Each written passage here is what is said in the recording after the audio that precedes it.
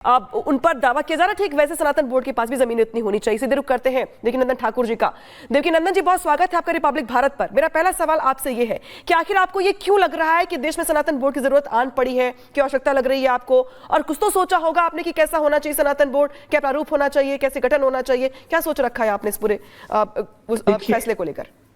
जिस तरीके से चारों तरफ से सनातन धर्म अवलंबियों के ऊपर आक्रमण हो रहा है, हमारे धर्म के ऊपर आघात हो रहा है, सनातनी बहन बेटियों के ऊपर आघात हो रहा है, हमारी मंदिर पूजा पद्धति के ऊपर आघात हो रहा है, हमारे प्रसाद में मिलावट हो रही है, और ये चारों तरफ काम लगा हुआ है कि हम लोग सनातन को नष्ट कर दें, भ्रष्ट कर दें, और इन सनातनियों को भारत में भी चैन से जीने न दें। अगर अभी भी हम लोग सनातन बोर्ड की मांग नहीं करेंगे तो कब करेंगे?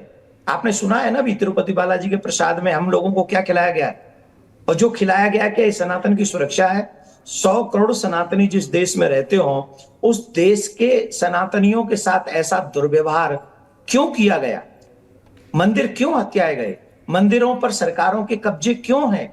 तीर्थ स्थलों में सरकारों के कब्जे क्यों हैं? अगर इन सब चीजों को हम लोग अभी नहीं सोचेंगे तो कब सोचेंगे? इन सब विषम परिस्थितियों को देखते हुए मुझको लगता है कि सनातन बोर्ड की परम आवश्यकता है। अगर मुझे अकेले को नहीं लगता है, तमाम सनातनी, तमाम धर्माचार्य, तमाम महामंडलेश्वर, तमाम जो अन्य धर्म को मानने वाले हैं, इवन शंकराचार्य तक जी इस बात को अब मान रहे हैं कि नहीं, अवश्य सनातन बोर्ड का गठन होना चाहिए। अगर हमें अपने सनातन धर्म को बचाना है तो सनातन बोर्ड की आवश्यकता है। अगर वक्फ बोर्ड इस धरती पे है, इस वक्फ बोर्ड अगर भारत में है, तो सनातन बोर्ड क्यों नहीं हो सकता? मैं सिर्फ ये पूछना चाहता हूं। ठीक है, आप ये सवाल पूछ रहे हैं, लेकिन आप ये बताइए कि अगर सनातन बोर्ड बनता है तो उसका प्रारूप कैसा होगा? और दूसरा, आप ये भी मांग करें कि जो जमीनें वक्फ के पास है, जितनी जमीनें हैं उतनी जमीनें अपने सनातन बोर्ड के पास भी होनी चाहिए। क्या आपको लगता है कि पॉसिबल है, ऐसा हो पाएगा? आपको लगता है?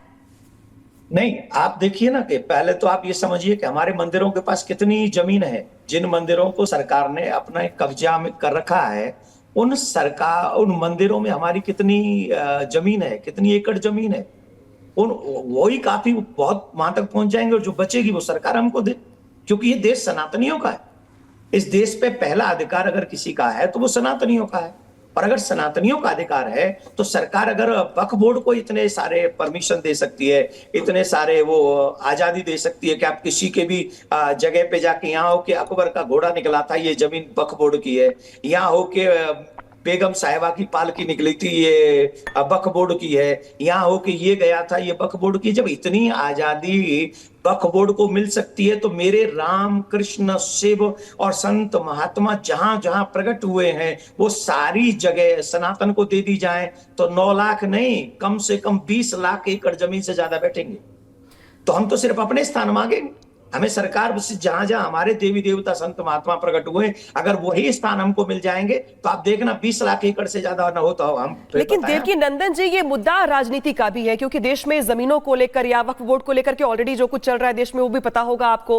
आपने भी जिक्र किया प्रसाद का भी कि प्रसाद में मिलावट होती है, बहुत सारी मांगे हिंदुओं की होती हैं अलग अलग चीजों को लेकर, महाकुंभ को लेकर या सनातन को लेकर। तो क्या आप ये चाहते हैं कि जो सनातन बोर्ड बने उसमें तमाम मांगों को भी शामिल किया जाए, या सिर्फ और सिर्फ मसला जमीनों का है? नहीं, जमीनों का नहीं है, हमारे मंदिरों का है, हमारी संस्कृति का है, हमारे कल्चर का है, आज हमारे बच्चों की एजुकेशन का है, आध्यात्मिक एजुकेशन का है, सार्वभौम विकास का है। अगर हम अपने बच्चों को सार्वभौम विकास कराएंगे तो आप जानते हैं हम लोग कहां तक पहुंच जाएंगे। वो नालंदा था जिसको विधर्मियों ने 6 महीने तक जलाया था, वो क्या था?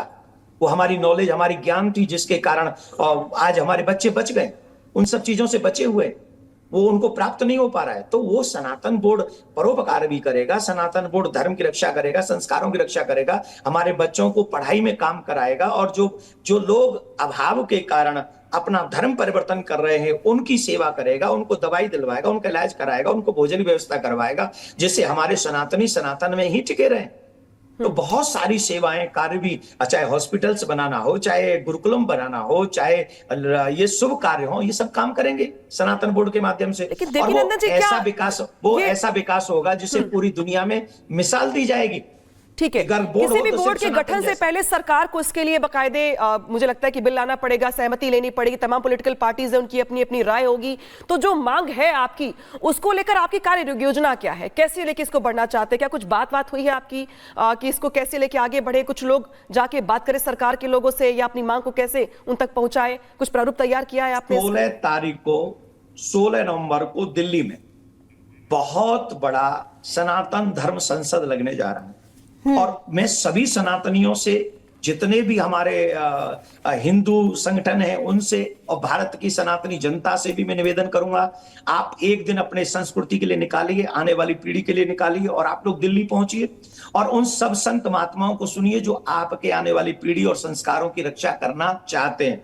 तो उस संसद में 16 नवंबर को जो दिल्ली में संसद होगी, उसमें ये सारी योजनाएं आपको पता चलेगी कि हम क्या चाहते हैं सरकार से। और दूसरी बात, आपके चैनल के माध्यम से, आर भारत कोई छोटा चैनल नहीं है जी, पूरी दुनिया में इस चैनल को देखा जा रहा है। तो आज आपके चैनल के माध्यम से जितनी भी इस देश की राजनीतिक पार्टियां हैं, मैं हाथ जोड़ के प्रार्थना करता हूं, आप सभी अगर वक्फ बोर्ड के साथ खड़े हैं तो आप सभी सनातन बोर्ड के साथ भी खड़े हुए। सनातन बोर्ड का निर्माण उन सबको करवाना चाहिए जो आज सदन में बैठे हुए हैं, और जो इस सदन में इस सनातन बोर्ड का पक्ष नहीं लेंगे या उनका विरोध करेंगे, हम समझेंगे कि वो साधु संत और सनातन परंपरा का विरोध कर रहे हैं। ठीक है, आप क्योंकि रिपब्लिक भारत के जरिए मांग कर रहे हैं और फिलहाल कई लोग आपको देख भी रहे होंगे, लेकिन आप ये बताइए कि अभी आप सनातन बोर्ड बनाने की मांग कर रहे हैं। अभी तक हालांकि आपने सरकार से इसके बारे में बात नहीं की, आप कह रहे हैं कि सभी सनातन धर्म के अनुयायी इकट्ठे होंगे, हम चर्चा करने वाले हैं।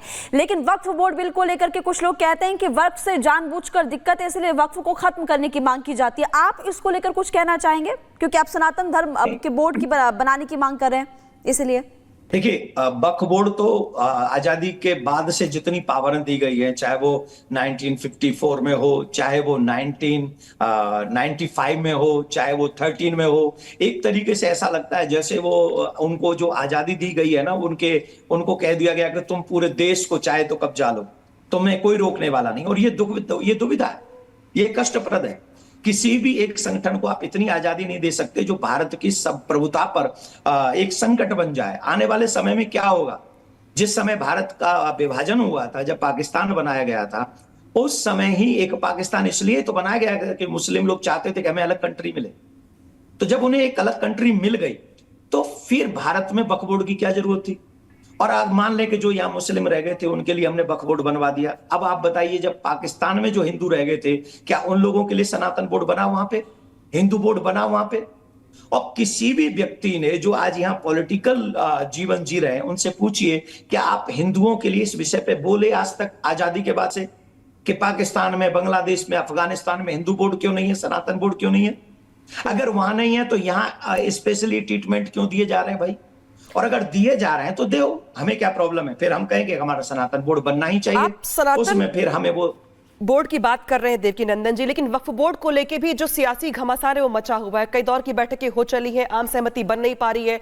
ओवैसी का यह आरोप है कि वक्फ बोर्ड को खत्म करने की यहाँ पे साजिश रची जा रही है, लेकिन जो संशोधन करने की बात कही जा रही है, इसके जरिए सरकार चाहती है कि कुछ चीजें चैनलाइज हो जाए, सिस्टम में आ जाए, सब कुछ ठीक रहे। वक्फ बोर्ड संशोधन बिल को लेकर के आपकी राय क्या है? क्या कुछ कहना चाहते हैं आप ओवैसी को इन तमाम बैठकों को लेकर के या अपनी स्ट्रेटेजी को लेकर? देखो, सबसे पहली बात तो मैं आपको बताऊं, अगर एज ए सनातनी, एज ए भारतीय अगर आप मुझसे पूछेंगे तो एज ए भारतीय, एज ए वोटर मैं कहूंगा कि सरकार के सिवा किसी को भी ये राइट्स नहीं होने चाहिए कि वो जो चाहे सो करे। सभी जितनी भी बोर्ड्स हैं या कंपनीज हैं, ट्रस्ट हैं, उन सबको अपने आप को सरकार के सामने क्लियर रखना चाहिए और जो न्याय हो, जो संविधान हो, उसका पालन करना चाहिए। रही बात जिनका नाम आप ले रहे हैं, मैं उस व्यक्ति के ऊपर कोई टिप्पणी नहीं करना चाहता हूं सिवाय इसके वो अपने मजहब, अपने मुस्लिम्स की बात करते हैं, हमें अपने हिंदुत्व की बात करनी है, हमें अपने सनातनियों की बात करनी है। अगर हम धर्मगुरु हैं तो हमें आने वाली जनरेशन की चिंता हमको करनी है, वो हमारी जनरेशन की चिंता नहीं करेंगे, वो नहीं कर रहे हैं और ना करेंगे। वो कभी भी हम हिंदुओं की चिंता नहीं करते, ठीक है, वो अपने मजहब, अपने बच्चों की चिंता करते हैं। देवकीनंदन ठाकुर जी को सवाल मैं आपसे पूछना चाहूंगी, आप ये बताइए, आप सनातन बोर्ड की बात कर रहे हैं, सनातन बोर्ड बनना चाहिए, और आप कह रहे हैं कि कुछ और जो सनातन धर्म के अनुयायी वो भी आएंगे, वो भी मांग करेंगे, और बहुत सारे लोग मांग कर भी रहे हैं, लेकिन जो इसके विरोध में बात कर रहे हैं उनको देवकीनंदन ठाकुर क्या संदेश देना चाहते हैं? हेलो, आप तक आवाज पहुंच पा रही है? आपको मेरी आवाज आ रही है? जी आ रही है, आपको आ रही है? जल्दी उठा, वही है, काट जल्दी। दोबारा संपर्क करने की कोशिश करते हैं। तो देखिए अनामिका लगातार यहाँ पर फिलहाल देवकीनंदन ठाकुर यही मांग कर रहे हैं कि सनातन बोर्ड जो है वो बनना चाहिए। जो अब तक सारी फैसिलिटीज कह सकते कहीं ना कहीं वक्फ बोर्ड को दी गई है, वो अगर सनातन बोर्ड बनता है तो हमें भी दी जानी चाहिए। और लगातार वो वक्फ बोर्ड को लेकर के भी सवाल खड़े करते हुए नजर आ रहे हैं। और इस बीच बड़ी बात दरअसल ये है कि जिस तरीके से देवकीनंदन ठाकुर जी का बड़ा बयान है, सनातन बोर्ड की जो मांग है वो यहाँ पे की जा रही है। तो देखिए जरा इतिहास क्या है वक्फ बोर्ड का वो भी जान लीजिए। वक्फ बोर्ड की जमीनें साल दर साल बेतहाशा बढ़ती चली गई हैं। देखिए साल 1950 में जो जमीनें थी वक्फ के पास वो थी 52,000 एकड़, लेकिन 2024 की जब हम बात करते तो अब बढ़ के हो गई है 9,40,000 एकड़। और यही वजह है कि अब हिंदू समाज की ओर से, या यूं कहे तो देवकीनंदन ठाकुर जो कि कथावाचक है, वो ये कह रहे हैं कि सनातन बोर्ड बनाने का वक्त आ चला है और तमाम वो मुद्दे जो कि सनातन धर्म के अधीन आते हैं, चाहे वो प्रसाद में मिलावट हो, चाहे वो बाकी अन्य कामकाज हो सनातन से जुड़ा हुआ, उन तमाम मुद्दों को सनातन बोर्ड में शामिल किया जाए। हालांकि वो अपील भी कर रहे हैं तमाम पॉलिटिकल पार्टीज से कि तमाम जो पॉलिटिकल पार्टीज हैं, चाहे उनकी विचारधारा एक हो या ना हो, लेकिन इस मुद्दे को लेकर के वो एक साथ आए, सनातन बोर्ड बनाने को लेकर के साधु संतों का यहाँ पर साथ दे। इस बीच वो ये भी कह रहे हैं कि 16 नवंबर को उनकी ओर से दिल्ली में एक महासभा का आयोजन किया जाएगा। इसमें तमाम जो देश भर के साधु संत हैं उनको आमंत्रित किया जाएगा, यानी कि एक तरीके से अपनी बात पहुंचाने का एक जरिया बनाया जाएगा ताकि जो हिंदू समाज के लोग हैं, साधु संत हैं, वो सरकार तक अपनी बात पहुंचाए और जो मांग है उनकी सनातन बोर्ड को लेकर के वो मांग सरकार तक पहुंचे। हालांकि इस मुद्दे को लेकर के सरकार का अपना ओपिनियन या तमाम जो पॉलिटिकल पार्टीज है, चाहे वो बीजेपी हो चाहे वो कांग्रेस हो, उनकी राय क्या होगी, ये अपने आप में सवाल बना हुआ है। लेकिन देखिए इस बीच बड़ी बात क्या है, बड़ी बात ये भी है कि जो वक्फ की जमीन है उस पर कब्जे की जब हम बात करते हैं तो देश के कई राज्य ऐसे हैं जहां पर वक्फ की जमीन जो है दावा किया जाता है वक्फ की ओर से। स्कूल हो, गांव हो, सरकारी संपत्ति हो, सड़क हो, जमीन हो, मंदिर हो, अब तो संसद भवन तक पे दावा कर दिया गया है वक्फ बोर्ड की ओर से कि ये जो जमीन है यहाँ पर वो वक्फ बोर्ड की है। और बिल्कुल इसी बीच आपको इस वक्त की एक बड़ी खबर बता दें, एक बड़ी खबर मिल रही है और आपको जानकारी दे दें कि पप्पू यादव ने गृह मंत्रालय को चिट्ठी लिखी है। जी हां, चिट्ठी उनकी तरफ से लिखी गई, सुरक्षा बढ़ाने की मांग करते हुए नजर आ रहे हैं। Lawrence Bishnoi gang